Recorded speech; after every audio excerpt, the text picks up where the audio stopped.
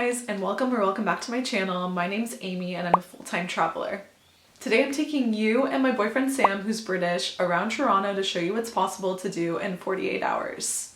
I'm going to break it up by each day and also show you some additional activities you can do if you have extra time, so let's get into it. Toronto has a lot going on, especially in the summer, so you're not going to run out of things to do. We started out at Stacked Market, which is a market made from shipping containers, and there's a lot of different vendors there, and also a brewery that you can check out at the very back. Then, because cannabis is legal in Canada, we went to a dispensary so Sam could experience that. Make sure you are over the age of 19 if you walk into one of the dispensaries, because that is the legal age limit.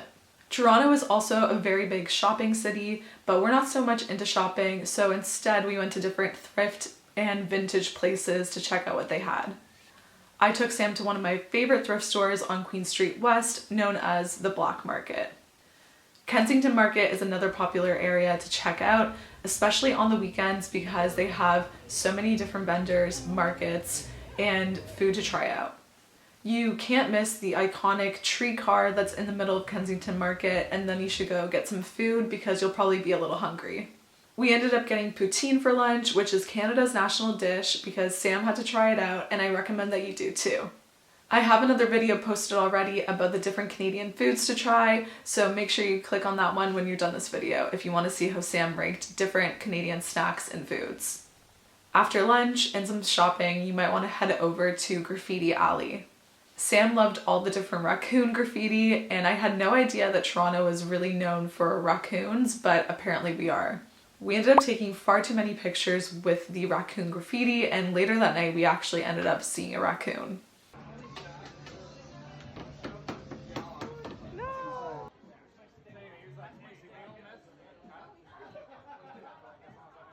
Everyone in Toronto pretty much sees raccoons as garbage rats, so when Sam was telling people how excited he was to see a raccoon, I thought it was so funny, but we ended up seeing one and it really made his entire trip. So for day 2, we made our way over to the Toronto Islands. So on the walk over, we passed by the Music Gardens, which is along the harbour front, and I would definitely recommend checking that out on a weekend because they always have performers and it's such a beautiful spot to just hang out and chill before you check out the islands.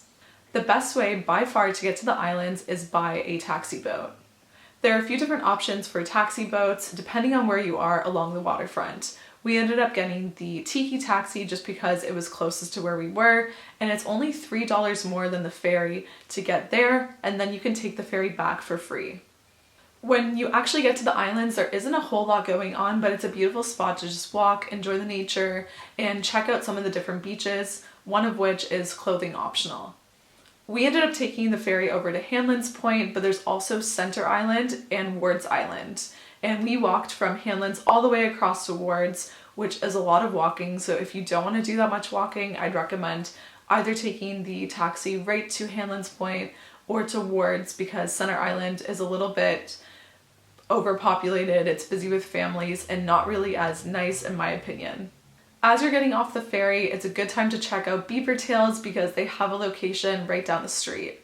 We ended up going to the Beaver Tails that's right by the CN Tower, and it's a little food truck because Sam wanted to try out another Canadian food.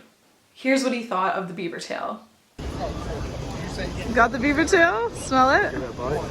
Yeah, take a bite. That's pretty good. Yeah? What do you rate it? Probably 7 out of 10.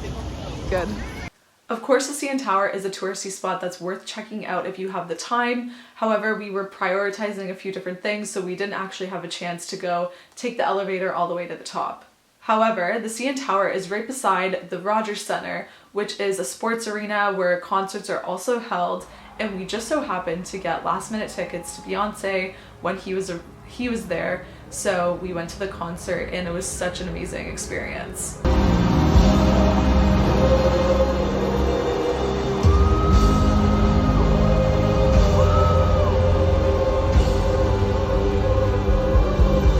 If you have a chance to go see the Toronto Blue Jays game, make sure you get a seat where you have visibility of the CN Tower on a sunny day because they open up the dome and you'll have a stunning view.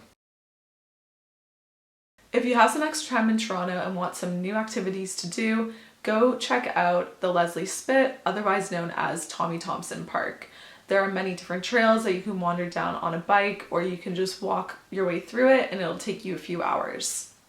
You should also consider spending a whole day at the Scarborough Bluffs. There is a hidden beach that you can go see the cliffs from. It has a great view, and there's a big stretch of beach on the other side of the park, which is probably the best beach that we have in Toronto and perfect for a hot summer day.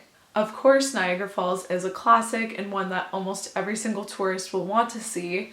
However, I don't think it's that great. I think it's a little bit overrated. I know, don't come for me.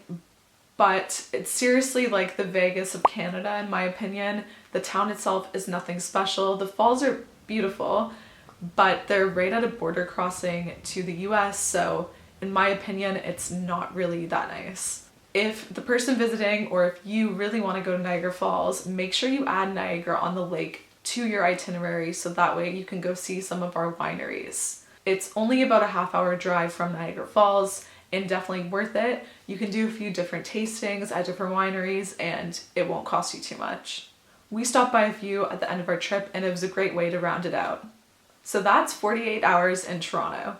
We really scratched the surface of things to do in this city. I lived in Toronto for 2 years and in the suburbs for almost my entire life, so I know there's so much more we could do, but I'll have to add it to our list of things to do next time we come back to Canada and to maybe spend some more time in Toronto. Thank you so much for making it to the very end of this video. Your support means everything to me, and I'm so excited to be sharing more travel tips and videos with you in the upcoming months. If you enjoyed this video, please give it a like and check out some of my other videos here, and I'll see you in the next one. Bye!